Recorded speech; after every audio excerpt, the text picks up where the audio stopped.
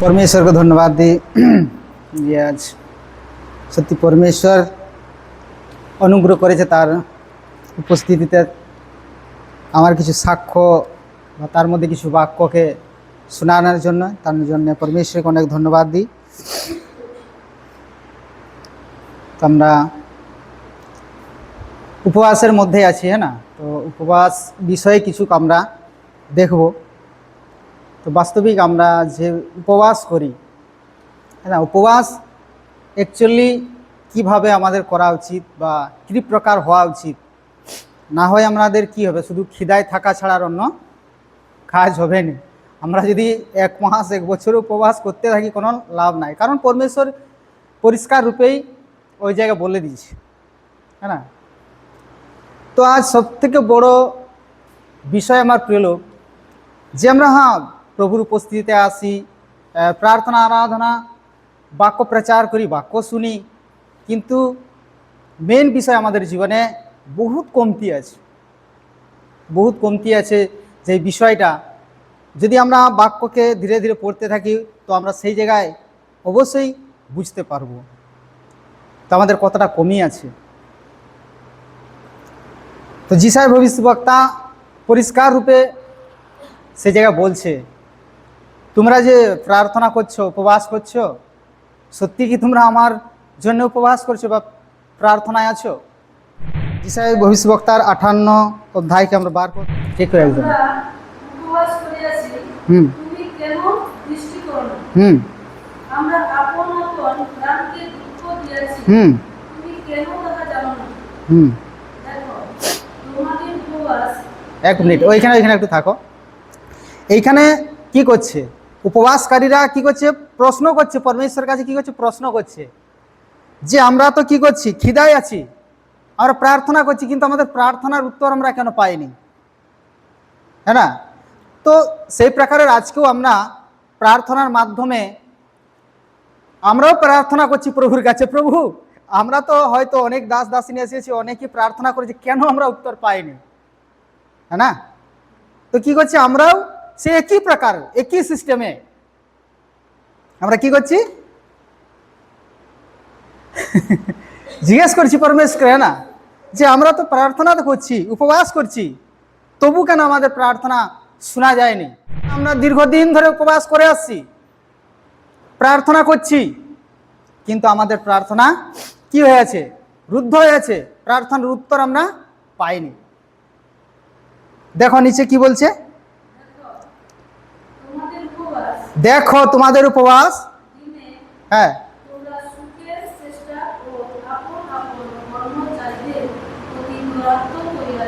হ্যাঁ,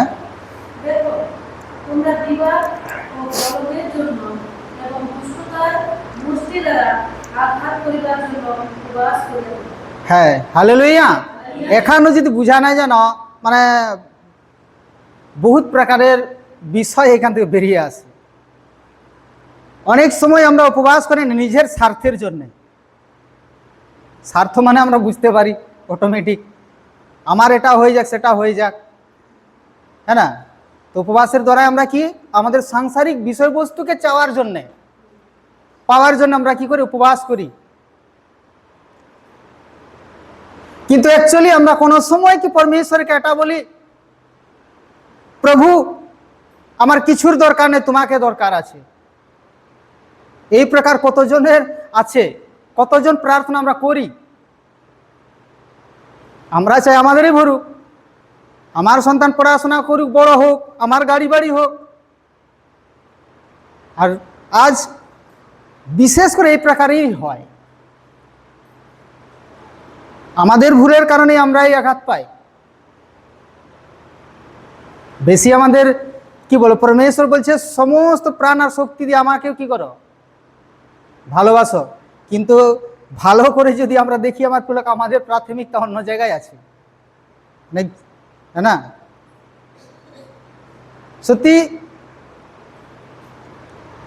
আজ একটা বিষয় জানবে, আমরা প্রার্থনা আমরা কাঁদতে আছি, কেন কাঁদছি, কি করতে কাঁদছি, এটাই কিছু কি বদলাচ্ছে আমাদের কান্নায়?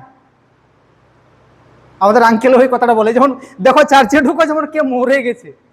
হ্যাঁ,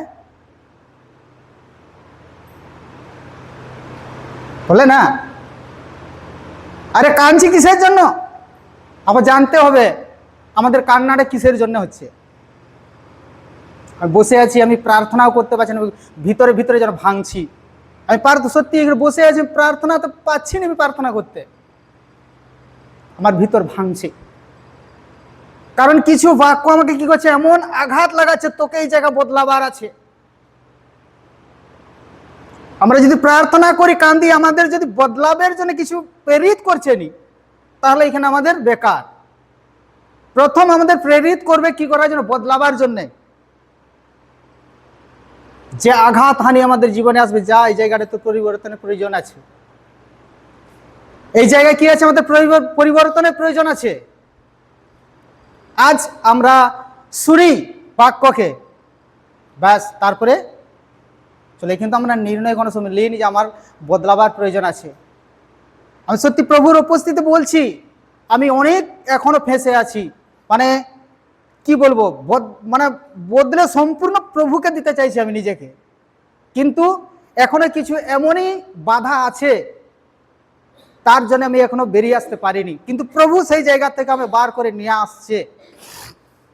তার জন্য অনেক সময় কি করে আমি প্রভু সাক্ষাতে চলতে বলতে, সাইকেল চালাতে চালাতে কাঁদি। পাগলের মতন এক এক সময় হয়ে যায়, যখন মানে আমাকে বদলাবার জন্য আঘাত করে না, যখন আমার পুরো জীবনটাকে দেখায় যে তোমার এই জায়গায় তোমার ভুল আছে, তো পুরো আমাকে নিচড়ে দেয় নেবুর মতন। তো সেবারের প্রার্থনাতে শুক্রবারে আসিনি, তো দেখছি সাক্ষ্যগুলোকে দেখছি আমি, তো আমি ভাবছি প্রভু সত্যি তোমার ধন্যবাদ যে আজ কতজন সাক্ষ্য দিচ্ছে, কিন্তু প্রভু আমার সেরকম হয়ে উঠতে পারিনি, আমি যেতে পারিনি। তো কি হয়, দুঃখ হয়, অনেক সময় কষ্ট লাগে যে না আসতে পারার কারণে।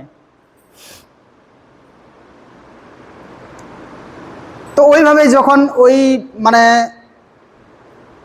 সাক্ষ্যগুলোকে শুনি, আর আমার মধ্যে একটা অভিলাষা জাগে যে আমিও হয়তো আগামী সময় যদি দিতে পারি, তো আমি কি বলবো, কি উদ্দেশ্য দেখাবো আমি। তো পরমেশ্বর অনেক দিনের এক কথাকে আমাকে স্মরণ করায়, অনেক দিনের কথাকে স্মরণ করিয়ে দেয়, যখন আমার খুব পরিস্থিতি খারাপের মধ্যে আমি থাকি। আর সেই তখন সবাই গেছে কোথায়, টাটাতে উপবাস প্রার্থনা, যে জানুয়ারিতে হয়, 25 ডিসেম্বর 28 থেকে যে শুরু হয়, 1 জানুয়ারি শেষ হয়। তো সেই সময় আমি যেতে পারিনি। আমি কোথায় আছি, অন্য জায়গায় আছি, কাজের মধ্যে আছি। কিন্তু এমন পরিস্থিতি, আমি যদি না কাজ করি তাহলে আমার ঘরে এসে লোক বসে থাকবে। তাহলে সেটা আমার নিজের কর্মের ফল ছিল, কারণ আমি যেরকম বুনেছি সেরকম কাটতেও আমাকে হয়েছে, কারণ আমি সেই সময়টায় বুঝতে পারিনি। যাই হোক, প্রভুর ধন্যবাদ যে সেইখান থেকে উঠিয়েছে।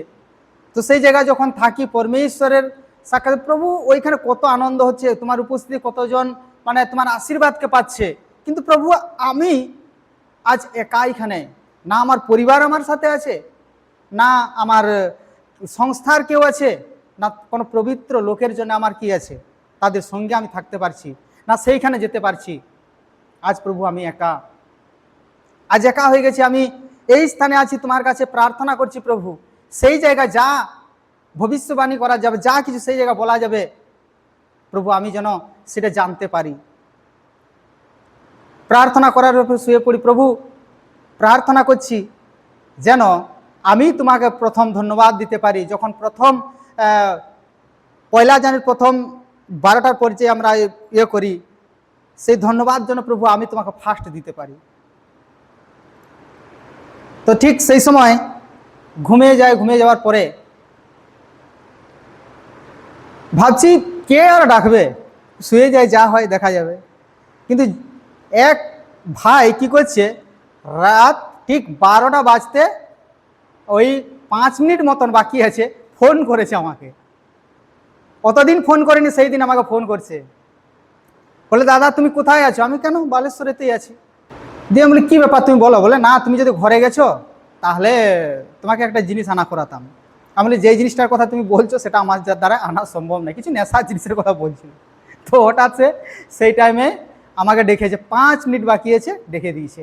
তো আমি যখন মোবাইল দেখি তো এরকম ব্যাপার, তো আমি প্রভুকে অনেক ধন্যবাদ দিই, তো অনেক প্রার্থনা করতে থাকি। তো সেই সময় প্রভুকে বলি, প্রভু তুমি আজ যেই বাণী দিয়ে সেই জায়গায় আশীর্বাদ দিতে হবে সবাই, সেই বাণী আমাকে দাও। তো সেই বলে প্রার্থনা করে আমি শুয়ে পড়ি। আর ঠিক ভোর 3টায় যখন উঠে আবার প্রার্থনায় বসি, প্রার্থনা করার পরে যখন বাইবেলকে খুলি আর বাক্য দিচ্ছে, আমি রেখেছিলাম, খুঁজে পাইনি রেফারেন্সটা। তো যিশাই ভবিষ্যৎবক্তার ওই 49 না 50 মধ্যে আছে, যে ইহোবাকে বার্য হতে হ্যাঁ, হালেলুয়া। সে কি হবে? ঈগল পাখির মতন উড়বে। ধন্যবাদ, এই বচন আমাকে সকালবেলা ভোরের বেলা দিচ্ছে আর আমি খুব উৎসাহিত হচ্ছি। আর সেই বাক্য অনেক দিনে শুনেছিলাম। এই সময়ে আমি বলি, কি বলবো প্রভু? তো কিছু আওয়াজ যেন আসছে সেই দিনের কথা, সেই অকাপ পাখি, সেই ঈগল পাখির মতন এক আওয়াজ আসছে আমার মধ্যে। তো সেই ঈগল পাখির বিষয়ে আমার প্রিয় লোক যদি দেখা যায়, অনেক দাসেরা তার ব্যাখ্যা করেছে। তো ঈগল পাখি যখন দুর্বল হয়ে যায়, তার পাখনা কি হয়ে যায়, মানে খসতে শুরু হয়, সে কি হয়, ও মানে উঁচা পর্বতের মধ্যে সে চলে যায়। তখন কি হয়, তার পাখনা ঝরে যায়, পাখনাগুলো থাকে নিচে ঝরে যায়। কারণ সে জানে যদি আমি এই পৃথিবী এই মাটির মধ্যে থাকি তাহলে আমাদের শত্রু আমাকে নাশ করে দিবে। তার জন্য সে বহুত বড় পর্বতের মধ্যে চলে যায়, সেই স্থানে থাকে। আর সে এমনই হয়ে যায়, তাকে খাবার দেওয়ার মতন কেউ থাকেনি, মানে নির আহারে সে থাকে, বিনা আহারের মধ্যে থাকে। আর তাকে আরো ব্যাখ্যা করে বলছে যে তার মানে কি হয়, মুখ না মাংসই ভরে যায়। সেই সময়টা ওদের মাংসই পুরা মুখ ভরে যায়। সেই সময় কি করে, তারা সেই পাথরের মধ্যে মুখকে নাড়াচাড়া করলে সে মাংস যেগুলো ঝরে সেইগুলো তাদের আহার হয়। আর সেম दाऊद बोले যে হে প্রভু मेरे आंसुओं को मेरे क्या करता हूं, आहार करता हूं, भोजन। তো এর দুজনের সঙ্গে কি মিল খাচ্ছে। আর আমাকে সেই দিনের কথা বলছে, যে মানে সেই ঈগল পাখির মতো হতে পারবে। দেখো তার সঙ্গে কেউ নাই, তাকে ভোজন দেওয়ার মতন কেউ নাই। ঠিক এক ব্যক্তি, কেন সেইখানে এক ঈগল পাখির সঙ্গে তুলনা করা গেছে? কারণ এক ব্যক্তি সেম সে ঈগল পাখির মতো হওয়ার প্রয়োজন আছে। কেন? দেখো আমরা সব সময় কি করে সঙ্গ খুঁজি, আমাদেরকে কেউ হেল্প করে তা আমরা খুঁজি, হ্যাঁ না? কিন্তু সেই ঈগল পাখি দেখো সে উচ্চ স্থানে আছে, তাকে আহার দিবার মতন কেউ নাই। সে নিজের মাংস নিজে খাচ্ছে। আর সে নিশ্চয় দেখছে নিচে কত কিছু, মানে অন্যান্য পাখি পক্ষীরা কি করছে, নিজে উড়ে উড়ে খাচ্ছে, কিন্তু তার মধ্যে কোনো জ্বলন নাই আর কোনো রাগও নাই। সে জানে আমার নিয়তি এটাই। সে নিজের ভাগ্যলিপিকে নিজে কি বলছে, যে এটাই আমার জন্য ঠিক আছে। পরমেশ্বর সেই প্রকারে আমাদের এক একজনকে কি করে, তৈরি করে, প্রস্তুত করায়। তবেই না তার নতুন, যখন সেই ঈগল পাখি যখন তার দিন ফুরে যায়, পাখনা ঝরে যায়, আবার নতুন করে কি হয়, পাখনা গজায়, আর নতুন সে কি হয়, বল পায়। সেরকম এক এক ব্যক্তির জীবনে পরমেশ্বর সেই প্রকারে একটা ঈগল পাখির যেরকম উড়তে থাকে, উড়ার ক্ষমতা ফিরে পায়, সেই প্রকারের এক একজনকে পরমেশ্বর কি করে, তৈরি করে। এক এক সময় কি বলছে প্রভু, जो मेरे साथ बना रहता है वो फल देता है, और जो मुझसे जुड़ा नहीं रहता वो फल नहीं देता। और जो जुड़ा रहता है उसको क्या करता है, छांटता है, ওকে ছাঁটা যায়। তাই আমাদের জীবনে আমার প্রিয় লোক যত মানে বিভিন্ন প্রকারের যখন ওই রকমের পরমেশ্বর আমাদেরকে তৈরি করতে চায় না, তখন আমরা কি করি, ও স্বীকার করি, ওটাকে ও স্বীকার করি। কিন্তু সেইটা আমাকে পরমেশ্বর স্মরণ দিচ্ছে যে দেখ ওইটাকে স্মরণ কর, এটা ঈগল পাখিকে স্মরণ কর। সেরকম প্রকারে আমাদের প্রত্যেকের জীবনে আমার প্রিয় লোক প্রয়োজন আছে। আজ আমাদের জীবনে নিজের অহংকার, নিজের চাহিদা একে পূরণ করতে যেয়ে আমাদের পরমেশ্বরের কাছ থেকে আমাদের উত্তর লুকিয়ে গেছে। লুকিয়ে প্রার্থনা করো, যত চিল্লাও, পরমেশ্বরের কাছে কি হবে নি? আওয়াজ যাবে নি। তো আমার প্রিয় লোক, আমাদের জীবনকে আমাদেরকে সবসময় যাঁচতে হবে। আমরা নত হতে চাইনি, কোনো সময় নম্র হতে চাইনি। আজকে আমাদের ভাবতে হবে আমাদের কোন জায়গায়, কাকে এখনো পর্যন্ত আমরা ক্ষমা করিনি, এখনো পর্যন্ত কার জন্য আমাদের ঘৃণা জন্মে। আজ ক্যালিসে তো মিল নাই, পাস্টারেরও মিল নাই। আজ মনের মিলন নাই। হাত জয় মসিহ জয় যিশু করি, কিন্তু মনের মধ্যে মনের মিল নাই। আমি বলে দিচ্ছি, আজ মনের মিলন না থাকার কারণে আজ আমার প্রার্থনার আওয়াজ পাওয়া যায়। আমরা কেউ নিজে নত হতে খুঁজিনি। পরমেশ্বর বলছে তুমি নত হতো, তোমাকে উন্নত করা যাবে। আমরা সেটাকেই ধরে রেখেছি, এটা আমার, ওটা তার, সেটা তার। কতদিন কেন আমরা হতে পারছি নি? আমরা চাইছি ঈগল পাখির মতন উঠতে, কিন্তু যখন ছাঁটা যাচ্ছে তখন বলছে না, আমার দরকার নাই, তাই না? আমরা নিজের পথ ধরেছি। হবে নি, চলবে নি।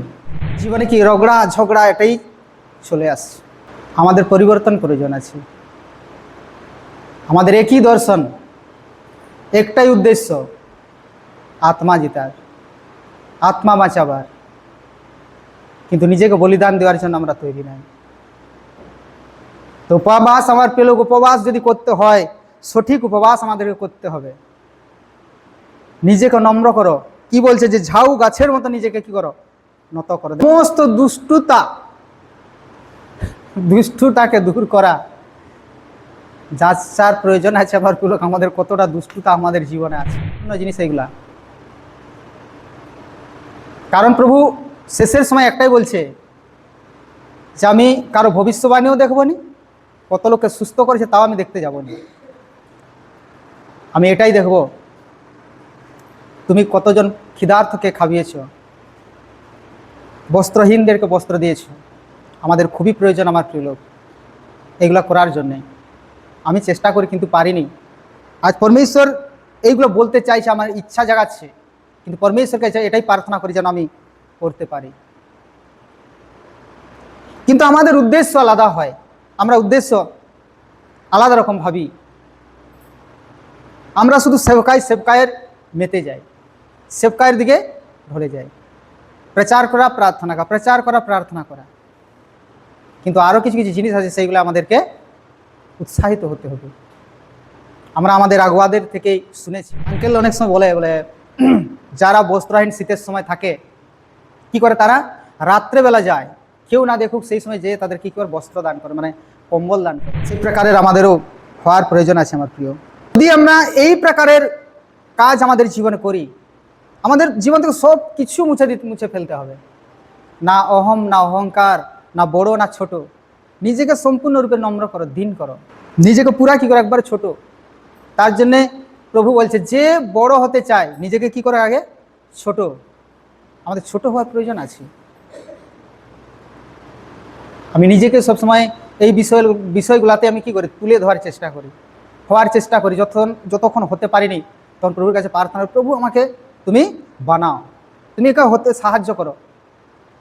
বিশেষ করে আকনায় ফাস্টিং প্রার্থনাতে যখন আমাদের দাস ভাইয়া যখন মানে বাক্য প্রচার করছে না, এক বাক্য আমাকে এমন লাগছে, তো আমাকে বলছে তুই ধুলার সঙ্গে মিশে যাওয়ার মতন। একটা পরিবারে দেখবে কোনো বৌমা কি করে, তার শাশুড়ির একটা, তখন সময় আমরা কিন্তু ফিল্মে দেখতাম, ফিল্মে কীরকম দেখতাম না, তার বৌড়িকে তার শাশুড়ি এত খাটারো, তবু সে কিছু বলতো নি। অথচ সে ছিঁড়া কাপড় বিভিন্ন প্রকারের, মানে তাকে কিছু দেওয়া যায়নি, তবুও সে কোনো উত্তর দিত নি। সে কি করতো, খেটেই যেত, নিজেকে এত মানে নম্র করে দিয়েছিল। সেই প্রকারের আমাদের জীবন যেন হয়। আমার মানে বাক্যটা শুনছি আর আমাকে নিজে সেই জায়গায় অনুভব করছি। এই প্রকারের আমাদেরকে একজনকে হওয়ার প্রয়োজন আছে। আমরা যেরকম হাত মেলাই, তো আমাদের মনকেও কি করতে হবে, মিলাবার প্রয়োজন আছে, মিল করার দরকার আছে। আর আমাদের যদি শুধু হাতেই মিলন, মনের মধ্যে মিলন নাই, তাহলে সমস্যা আছে। একটাই রাস্তা, আমাদের আলাদা আলাদা রাস্তা না হোক, একই রাস্তার মধ্যেই চলবো। যে আমাদের আগুয়াকে রাখা গেছে তারই যে বলা যাবে সেটাকে আমাদের পালন করা কর্তব্য। যদি তোমার ভালো লাগেনি তো না শুনো, ছেড়েই দাও, নাহলে যেটা বলছে সেটাকে শুনো। কারণ যদি তার আদেশকে আমরা না শুনি তাহলে আমরাই অপরাধী হব ঈশ্বরের কাছে। আর যদি সেই দাস কোনো অপরাধে অনুসারে আমাদেরকে করাচ্ছে তো দোষ তার ঘাড়ে যাবে, আমাদের ঘাড়ে যাবে না। এটা স্মরণে রাখো। কিন্তু দাস যেটা বলছে তার অধীনে না থেকে আমরা যদি আমাদের মতো চলি তাহলে কিন্তু আমরা অপরাধী হব। আর লেখা আছে যে দাস আর যে চালাচ্ছে সে যদি ভালো চালায় সে মুকুট পাবে, আর যদি সে মতবালাপন করেই রাখে আমাদেরকে এসে দেখে তো তাকে কি করবে? দোষী তাকে করবে, আমাদেরকে করবে না। তার জন্য আমাদেরকে প্রয়োজন আমাদেরকে তৈরি করা। হিন্দিতে খুব সুন্দর এখানে লেখা আছে, যদি আমরা এই প্রকারের করি, যারা বন্ধনের মধ্যে আছে তাদেরকে কি করে ছাড়ায়, তাদের সবাই একে অপরের সঙ্গে এক চিত এক মন হতে পারি। আমাদের মনের মধ্যে যা রুকাওয়াট আজ শয়তান উৎপন্ন করছে বা আমাদেরকে দাবিয়ে রাখার চেষ্টা করছে, আমরা যে সেইগুলার বন্ধন থেকে মুক্ত হতে পারি। আমরা অনেক প্রচার শুনছি, কিন্তু প্রচারের ভেদকে না বুঝার কারণে আমাদের জীবনে সমস্যা আছে। হালেলুয়া। প্রচার আমরা শুনছি, প্রচারের ভেদকে শুনতে পারিনি। প্রায়ই পরিবর্তনের কথাকেই বলা যাচ্ছে, সব সময় একই প্রচার চলছে যে পরিবর্তন পরিবর্তন চেঞ্জ। কারণ প্রভু আমাদের জন্য জীবন দিয়েছে, আমাদেরকে তার পবিত্র রক্ত দিয়ে ধৌত করেছে। সে যেরকম পবিত্র আমরাও সেরকম পবিত্র হই। কিরকম আমাদের চাল চলন স্বভাব, শুধু চাল চলন স্বভাবে না, আমাদের মন কি আছে অধিক ধোঁকা দেনা বলা, আমরা বুঝতেই পারিনি।